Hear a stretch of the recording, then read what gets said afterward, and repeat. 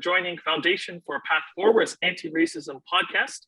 Our guest today is Elisha Yao, who is the Executive Director for almost over 5 years now of the Chinese Community Policing Center in Vancouver, BC.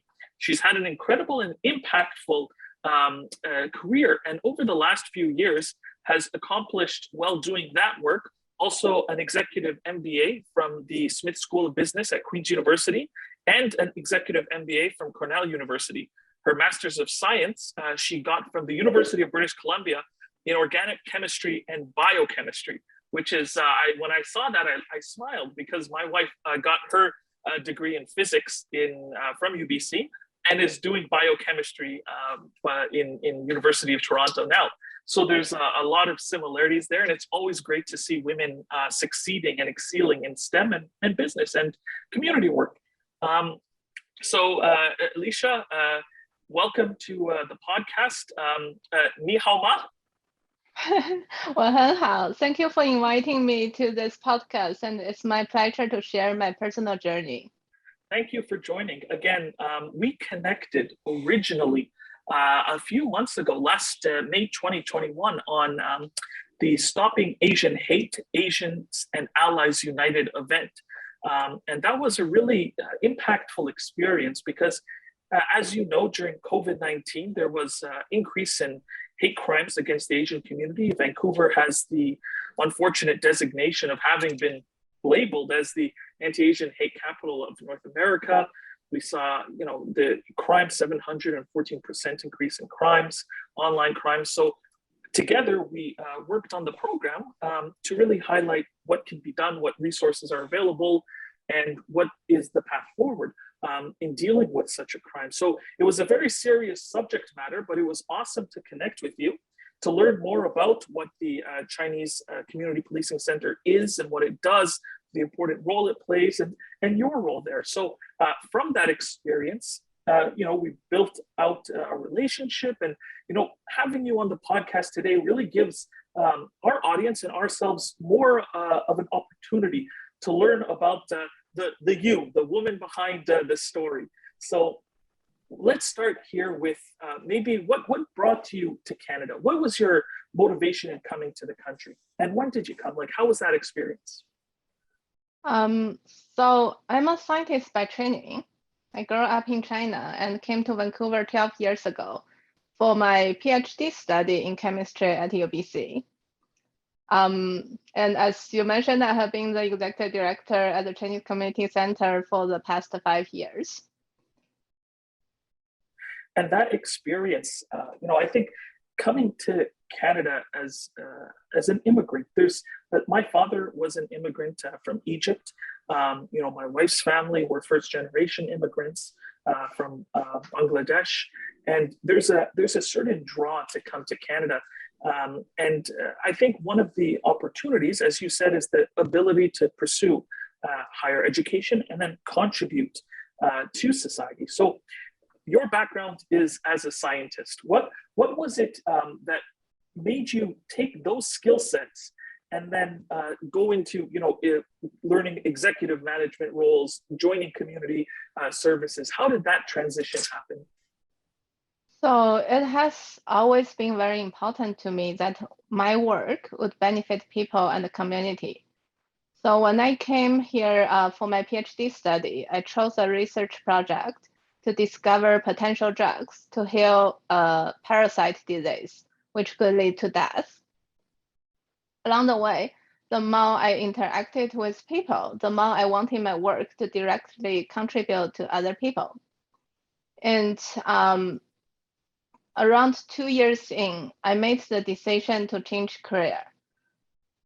Changing career from chemistry to business and also transfer to a master degree program was not a very easy decision, considering all kinds of people's expectations from family, friends, and other circumstances, because I came on a scholarship. So Steve Jobs' famous Stanford convocation speech really helped me to finally be able to make the decision. Like you got to find what you love, keep looking, don't settle, stay hungry, stay foolish. You have to trust in the end that those were somehow connected in your future. Those words still encourage me even today. So fast forward, I went to a Chinese church, and at the church, I got to learn some Chinese new immigrants. They came to Canada as temporary workers or permanent residents. And as I got to know them and their challenges, I found there are lots of good English resources, only in English, and it's not available to them due to both language barrier and their personal life circle. And at that time, I realized I was really blessed to come to Canada as an international student with the community and the support from the UBC. So my thinking was really simple. If I get professionally trained as translator and interpreter, I would be able to translate all those good English resources, and so they can have access to it, which led me to the UBC certificate of translation and interpretation for business. And then when I saw the executive director position at the Chinese Community Policing Center was posted, learned what they do, I applied right away because it's perfectly aligned with my personal inspiration. So now it's our history. It has been over 5 years.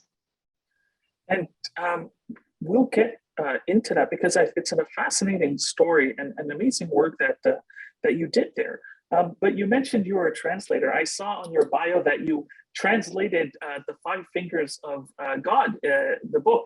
So why don't you tell us about that? Because to be a professional translator is something that requires such a skill set in not only the languages of different communities, but also the cultural understanding to effectively conduct translations and meaning.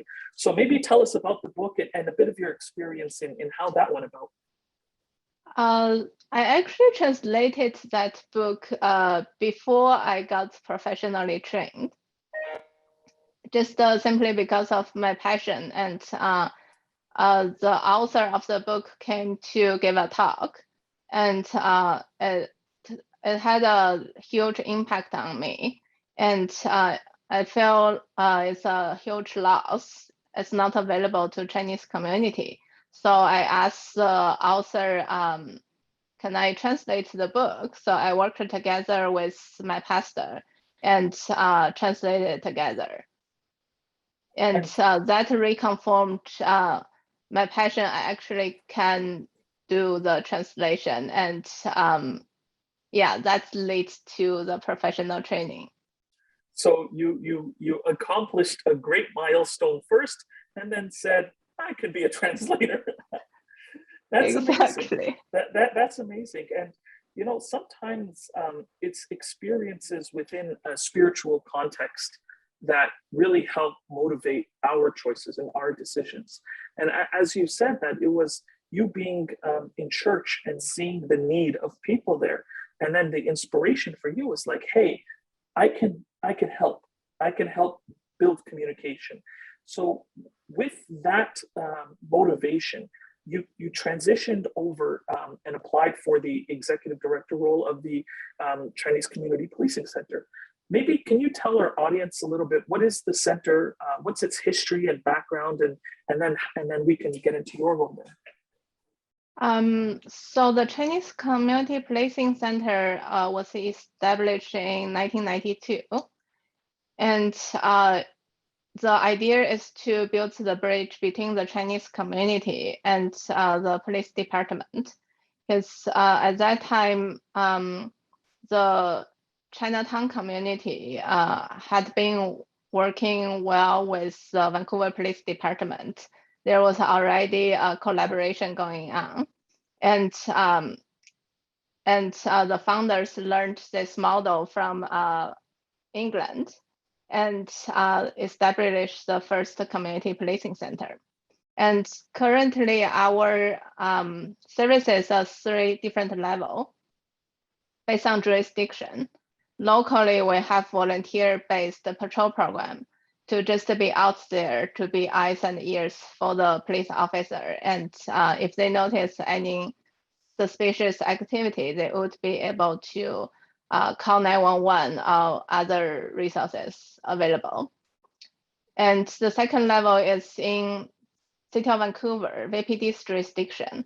We provide language and culture-specific trauma-informed victim services to victims of crime who identify them as Chinese. Most of our clients would only be able to speak Chinese. And we support them along the journey through criminal justice process. The third level is Greater Vancouver area. We provide safety talks to Chinese communities so they would be able to learn how to protect themselves, how to protect their loved ones.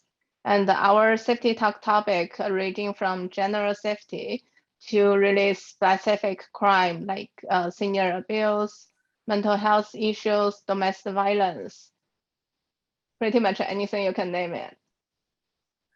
And I'm sure with the history of community work and being part of the community, you were well positioned to support them during COVID-19 and the increase in crimes that happened against our Asian brothers and sisters. And one of the unfortunate things, as you said, is there's been attacks, like physical attacks against people who just look Chinese, who look Asian. Has that been something that the community, especially those who only speak Chinese, have talked about? Have they discussed it with you? Have they expressed their concerns?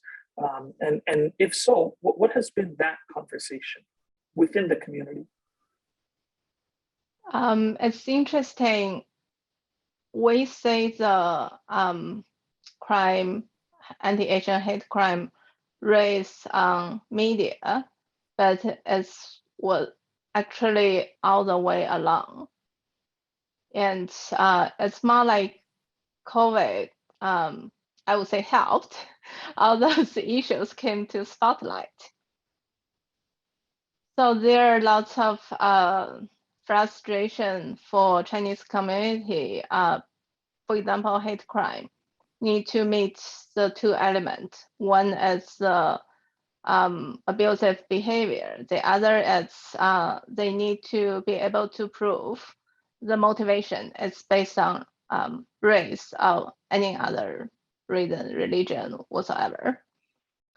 So for Chinese, if I'm a Chinese walking on the street, someone just rush over and hate me, it's really difficult for me to prove it's anti-Asian hate crime, not just assault, unless this person was punching me and saying, oh, go back to your country, or other words.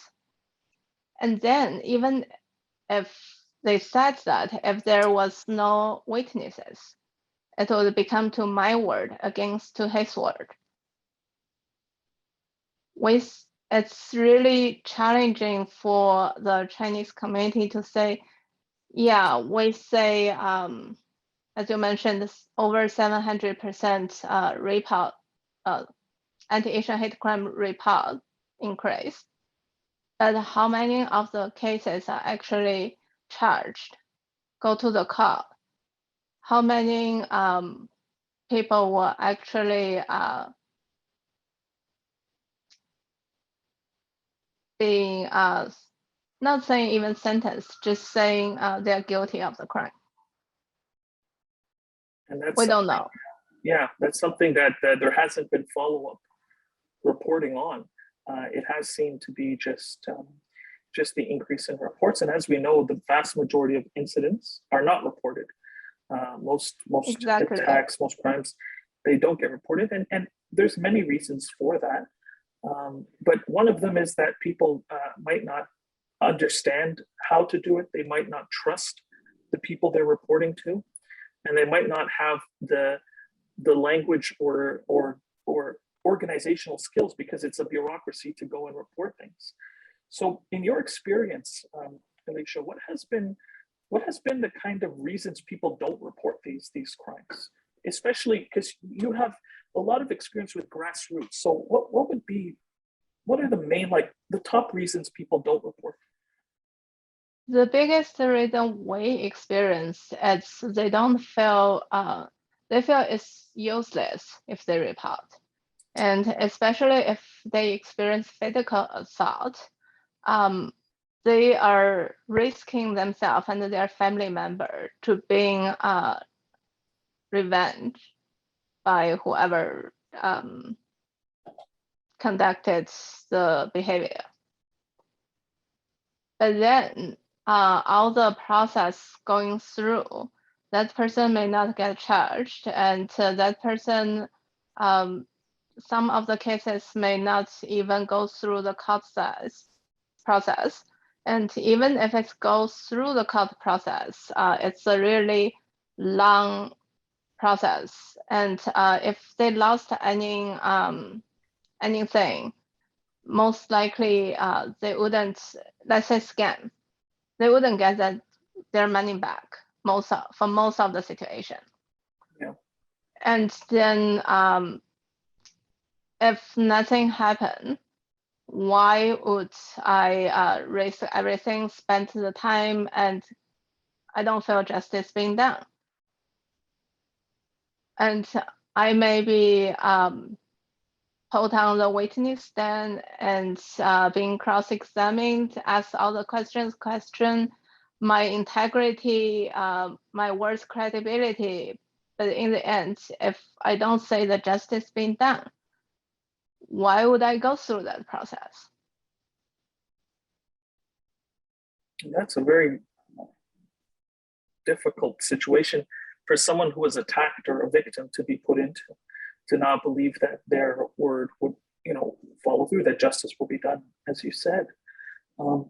I think part of it is there's systemic issues with the justice system in Canada. It's slow at times, and there have been a lot of incidents where it's biased.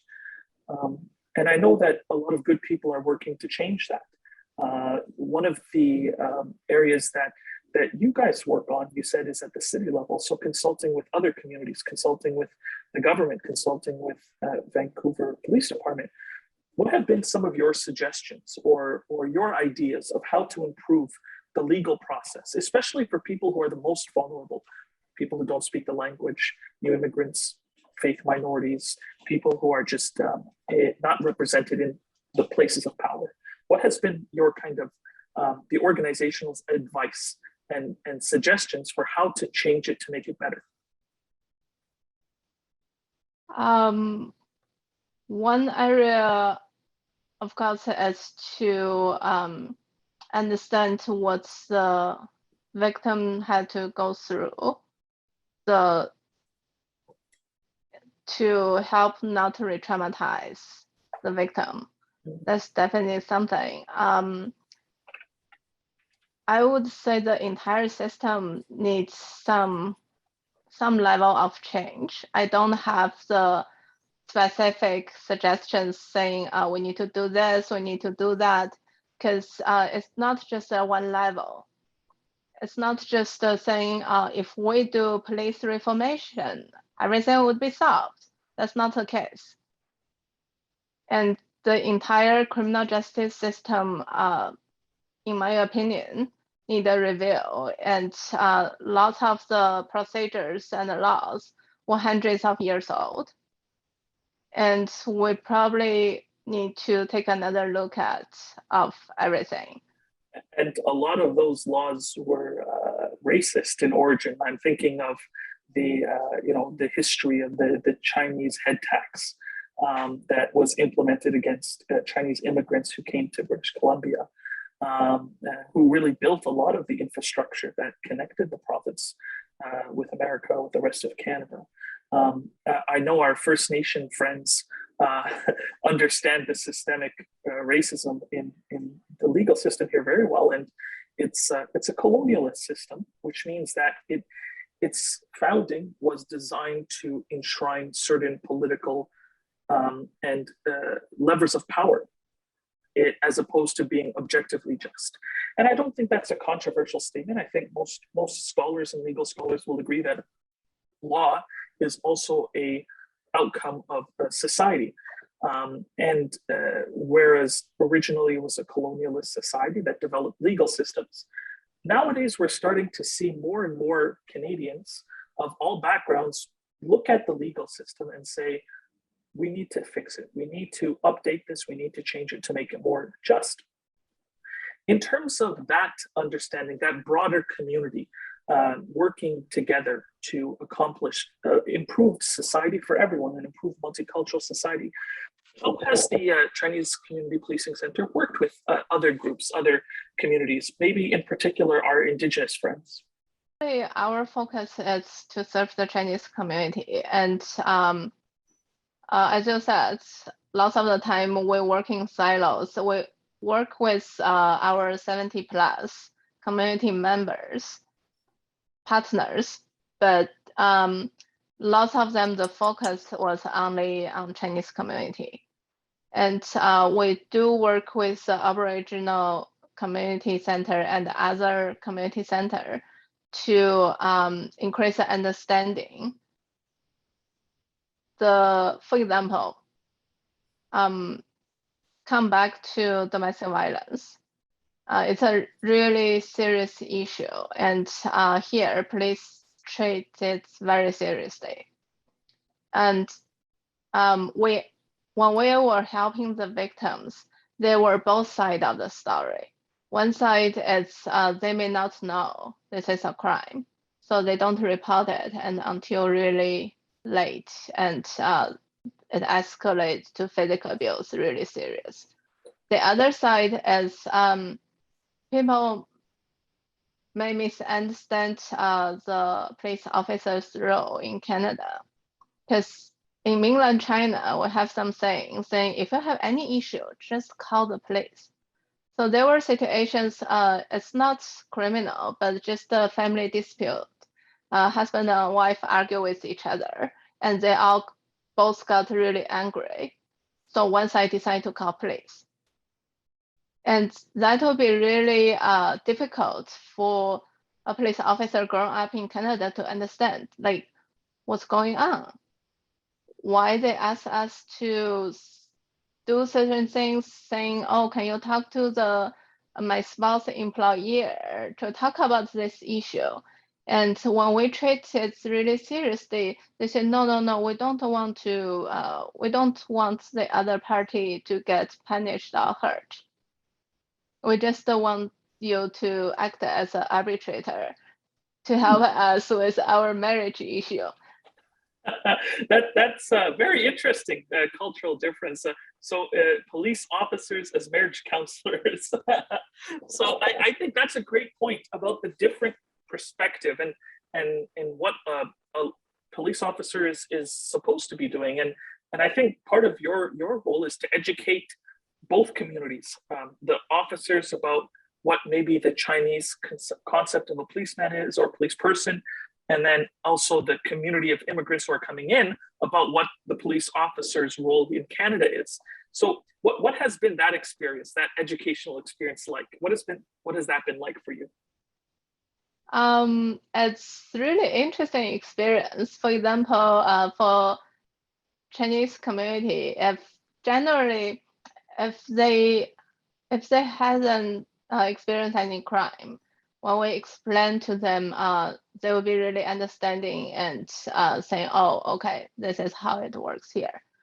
And we also have some like victim of crime. For them, it's really frustrating, saying why they don't provide the help I need.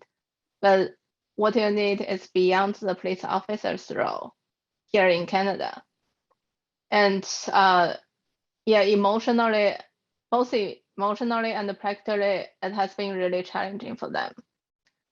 From another side, the police officers, at the beginning, when they didn't understand there is this culture background, how it was like in China, they would feel really frustrated, saying, I don't understand, like, what's going on?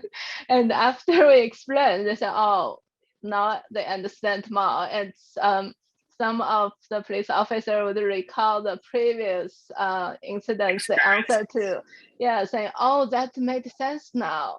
Yeah, that's funny, because one of the things that we take assumptions that police officers are the same everywhere, whereas it's not true. And we've done interviews with communities who have come from countries at war or civil war, and for them, the police officers are seen as a threat, like they're dangerous, like they don't go to the police because they're afraid of the police.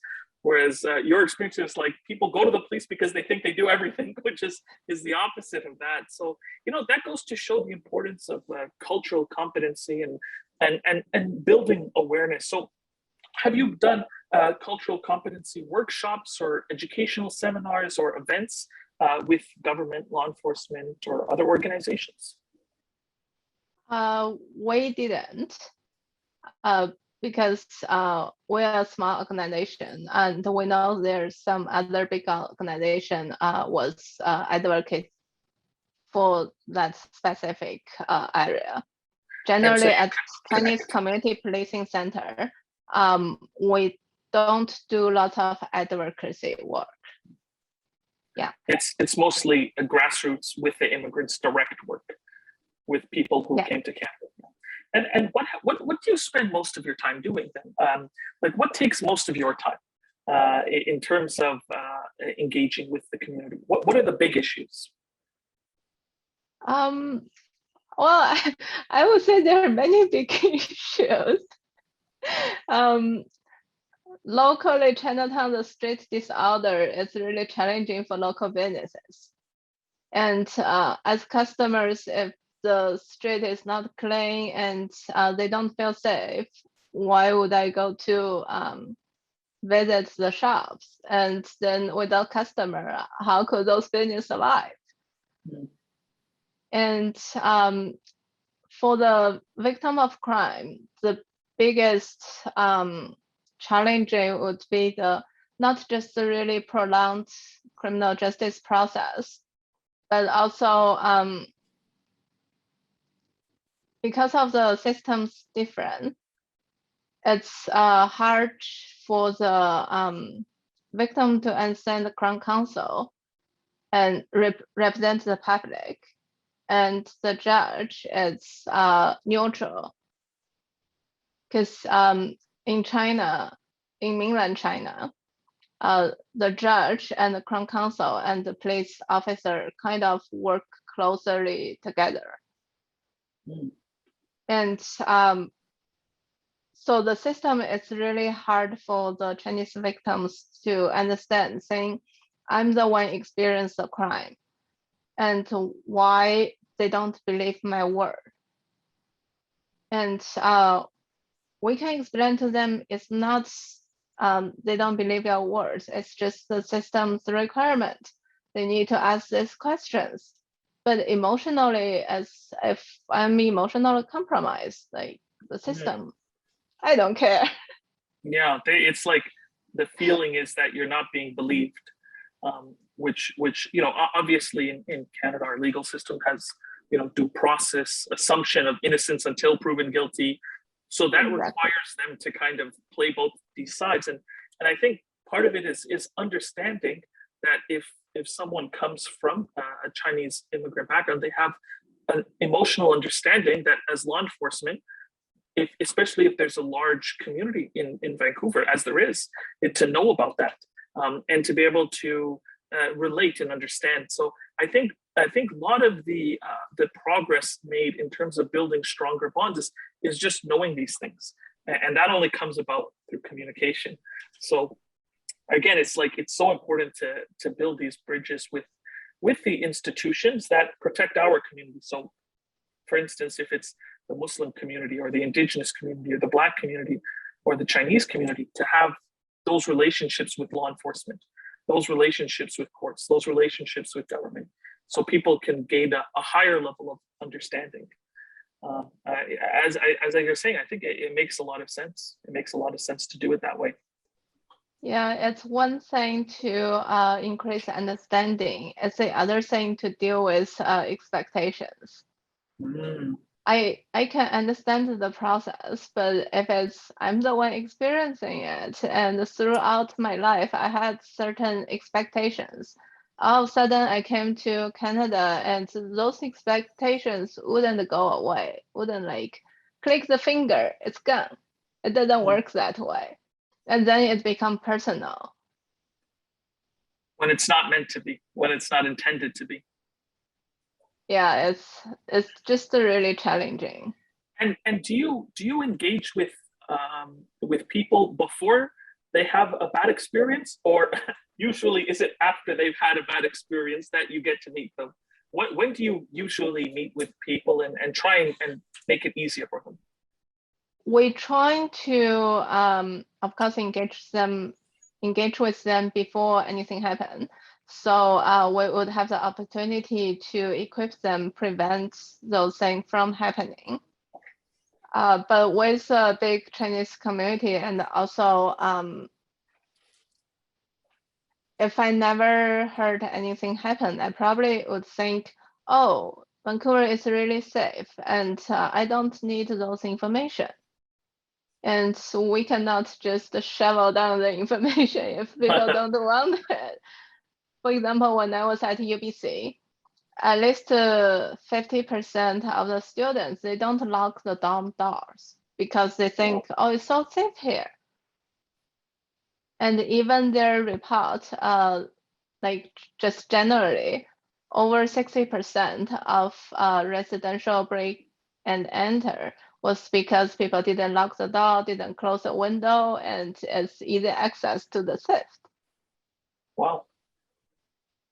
So there's that kind of belief that everything is so safe, so you don't need to take precautions. Yeah, we had people came in, reports crime, saying their purse was stolen at a restaurant. And when we were trying to help them reporting, what happened was that person was having a meal alone and just leave their purse on the chair when they went to the toilet. And then after they came back, it was gone. Wow. So there's I guess on the one hand, it's good that Vancouver has a reputation that it's very safe, but on the other hand, it's like these, the safest place in the world still has, petty crime, it still has kind of biases and challenges that people need to be aware about. Yeah, definitely. So raising the awareness and to let people open to those information and think they need it, that has been like where we both spend most of the time. And do you connect with people mostly in the real world or online or on WeChat, or how do you connect with people mostly? Mostly in the real world, so called in person, or phone call. Yes. Oh, okay. So there's like that kind of personal touch. Yes. So people know if they have a problem, they can call us, even if it's outside of our expertise. We will refer them to reliable resources. People would call us saying, oh, we were on our trip to Banff and my car is broken. What do we do? So you guys are a one-stop shop for everyone's needs. Yeah. And that's very powerful to be able to, and maybe a great responsibility too, to be like that resource for an entire community. Yes, definitely. And I think how do you see I know you yourself, you're coming to the end of your tenure there as executive director, and maybe what have been some of the things that have changed under your time there that you saw improve, or that you wish can be done better in the future, or Like, how has things changed in the last 5 years?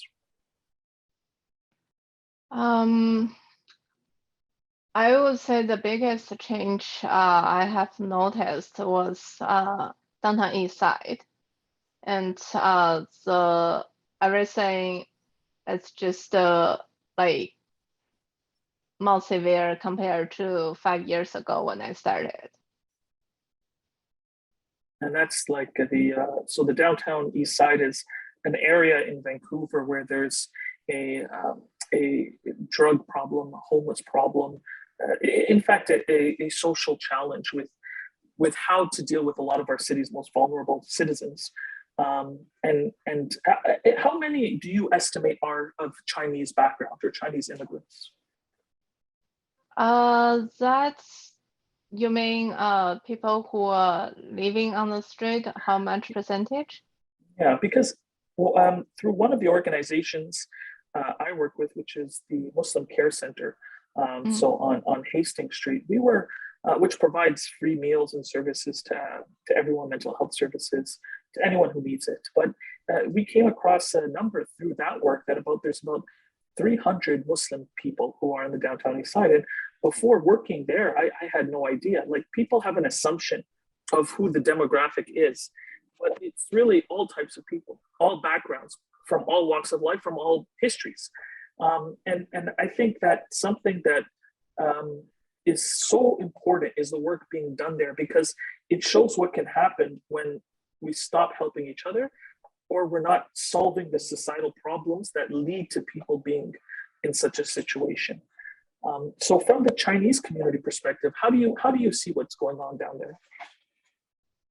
I'm not sure the percentage, but we have lots of Chinese seniors living in senior homes in the area.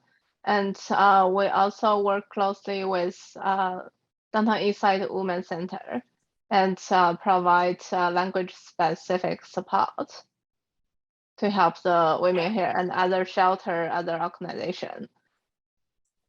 And there's a lot of elders who live there, a lot of new immigrants, a lot of refugees. The area has a broad section of society coexisting there. But as you know, there's a lot of difficulties, there's a lot of challenges in trying to take care of the needs of the community who live there, especially the unhoused population, or the population who have substance abuse issues.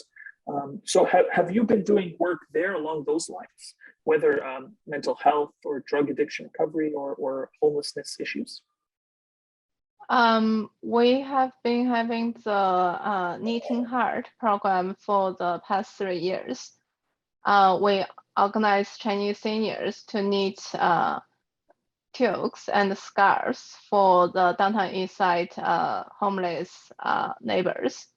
So every year, in the past 2 years, every year we pretty much giving out 100 to 200 packages. Oh, wow.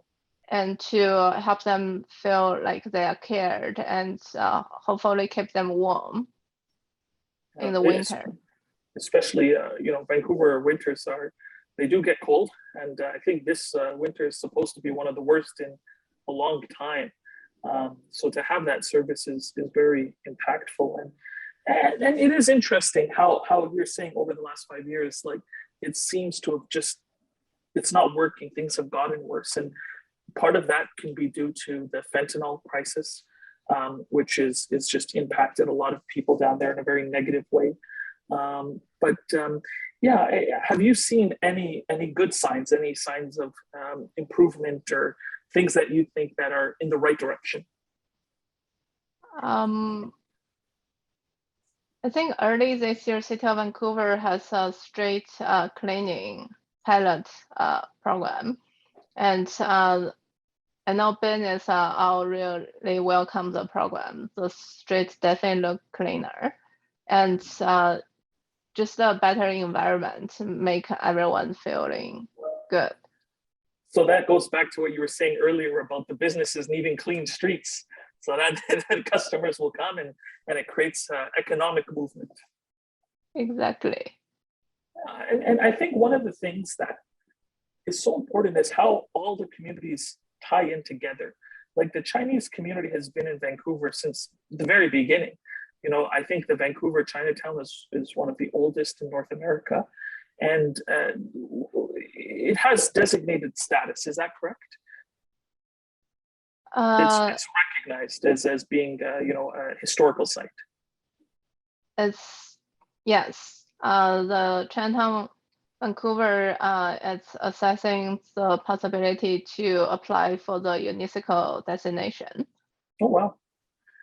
So it's like an international recognition from UNESCO. Hopefully, it's under the process of evaluation, and it's a long process. It's probably like would be next 15 years if Oh, wow. Yeah, it's a really long process. So hopefully Chinatown Vancouver will be able to get a designation, and it would help the entire community and pull resources together to facing some of the social issues. Yeah, we really all need to work together. Agreed. And, you know, so much of what this last couple of years have taught us is that we are really connected. Like, no matter what people think, like we are actually very, very dependent and interdependent on one another. And organizations such as yours play a big part in helping address specific concerns within the wider community, because people don't necessarily always see how everything influences each other. And if you take one part out, things can be collapse. So where do you see the organization going? And I know you're leaving soon, and we'll get to that in a minute, but where do you see the Chinese Community Policing Center going? What's the direction it's going to go in the next 5-10 years? I would say, as this is really generic, just the Chinese Community Policing Center would continue be the bridge between the community and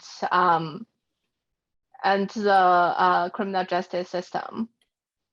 That's the general direction. I don't expect that would change. And specific program, it probably depends on the current situation. And we're always trying to come up with more innovative idea to address the root cause of those issues. And the root causes of a lot of the issues, especially the discrimination, the racism, what spreads it, at least in our research, we found it to be online. So there's a lot of anti-Chinese memes, racist comments, things like that. Have your community reported those experiences online? It has been there like all the time, and I would say for decades. It's not just recently. And if we talk about reporting, where does that go? It's like, yeah, we can report it, and then the website can say, put it down. But if people think it's funny, and they're going to spread around themselves. Yeah, I think there are some like we really need to work together and understand each other and see each other as individual human beings, not just a label of groups and you're Asian, you're Chinese, whatsoever. If you ask me, I would say Chinese culture would only have two things in common. We care about families. We love food. For the rest, like each city, each province, or each individual family could be really different. And that's within one country. With, you know, majority speak the same language, majority same ethnicity, majority, you know, same worldview, and so even within that, there's so much differences. So I think that's a very good point, because, you know, part of what we're seeing is the trend towards, you know, people living their real world life online. So to make sure that it doesn't become any worse and how it becomes better, like how we're trying to focus on building the real world and virtual networks to make that happen. and to ensure that every community is safe, every community feels welcome, and that they're not being targeted or attacked. Or, I think recently there's just been so much focus, but as you're saying, it's not new. The hate online is not new. It's been there for a long time, since the beginning. And with the increase in memes, and what have you had people coming to the office saying, like, we're upset about this, we don't like what we're seeing? Or have people just been mostly like, it is what it is, we can't do anything about it? Yeah, most people is like, we cannot do anything about it. It's a widespread, and yeah, unless people's perspective change, I don't foresee like those online hate related speech should be taken down, and they always find some other ways to come back. And yeah. I think that it is such a challenge, and I know a lot of organizations are working on solutions. We're working on bringing together communities to create virtuous online networks and help influence the flagging, reporting, and taking down of things as soon as possible, because every little bit will help change it. And we need to fight this battle together, because as you were saying earlier, the root causes, well, the misinformation, the disinformation, the hate it's spread online at the moment, at least, it seems to be. Who knows what's going to happen with, Mark Zuckerberg and his metaverse idea, and what kind of online hate will be there. But at the moment, mostly it's social network platforms. And to deal with that as united communities is very important. Yeah, lots of situation, people, if they say that appear often, that's the reality to them. Yeah. And yeah, I would say like online taking down the hate related issue, I'm pretty sure there would be lots of people saying, where is the freedom of speech? Yeah. freedom of speech. Yeah, exactly. And I think that they might just be unaware that online hate speech that is directed towards communities, that dehumanizes them, that degenerates them, that causes people to act with violence, is a crime. And it is something that all platforms, at least in writing, say they should take down. But again, that's not happening how it should. So areas of improvement for us to find solutions for. But anyway, like, bringing it back to the real world, so what are your plans? What are your visions now that your tenure with the Chinese Community Policing Center is coming to an end? Well, my future plan is not concrete yet, but I know I would be working to equip people and the organization to realize what they have and what they can have. If we don't know what rights we have, there's no way we can stand up for it. Mm. And if I don't know what I already have, I will not use it. And I would also love to continue working with like-minded people like you to find a solution, sustainable solution, not just saying, oh, here this thing rising up, we deal with this. And then the next thing coming up, we're all rushing over to find another solution and then band-aid this. It just doesn't work. Yeah, it has to be holistic, systemic, and long-term. Yeah, and in my opinion, criminal justice is just part of the justice. And if everything comes down to escalated to criminal justice level, there's already like not much the system can offer us. Saying systemic change, it's one thing, but like how to help people better understand each other, and how to minimize those chances of injustice happening, and reduce the negative impact of those injustice. as something else.